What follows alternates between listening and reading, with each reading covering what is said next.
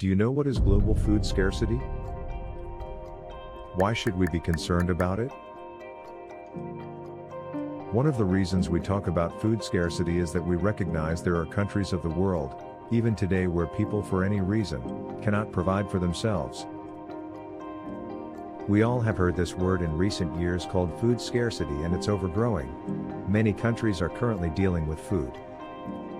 Ethiopia, Nigeria, South Sudan, and Yemen are the countries with the highest levels of hunger. So, what is this food shortage all about? Let's jump into this video as I'll explain everything about it.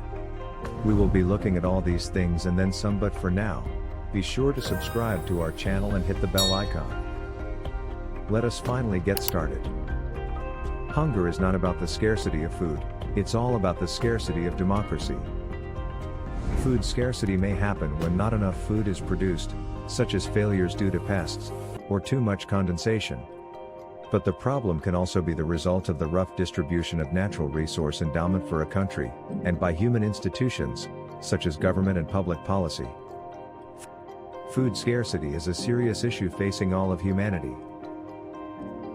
In quintessence, it's about how we feed a growing and hungry world at a time of climate change, which is unpredictable.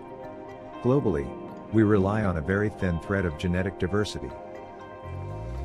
According to the UN's Food and Agriculture Organization, more than 50% of all human calories come from three plants: rice, maize, and wheat.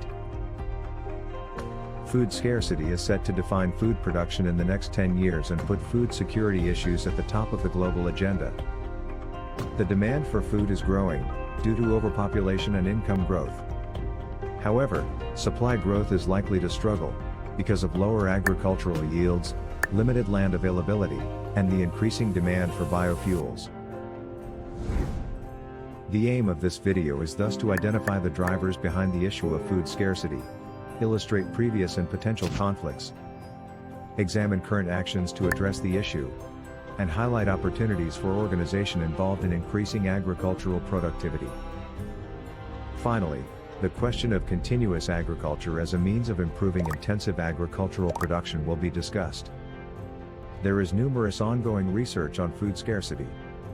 They analyze the causes of food scarcity, explain how to prevent it, and show the major reasons for it and emphasize on the impacts of the food crisis.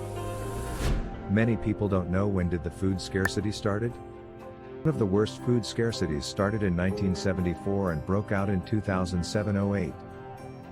Higher world market prices of food commodities, especially wheat, rice, soya, and maize, sparked an unparalleled increase in the number of hungry people.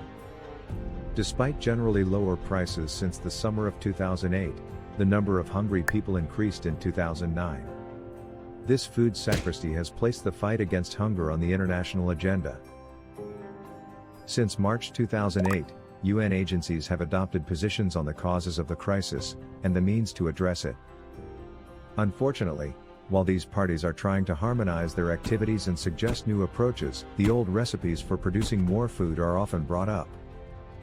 The causes of hunger and food scarcity have largely been ignored, and conflicting proposals are made.